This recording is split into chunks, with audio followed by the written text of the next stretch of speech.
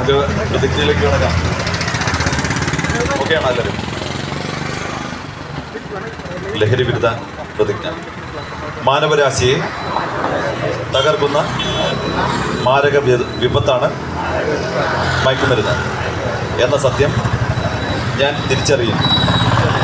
ലഹരി വസ്തുക്കളുടെ ഉപയോഗം, അത് ഉപയോഗിക്കുന്ന വ്യക്തിയോടൊപ്പം കുടുംബത്തെയും സമൂഹത്തെയും പൂർണ്ണമായും നശിപ്പിക്കുമെന്നും ഞാൻ മനസ്സിലാക്കുന്നു.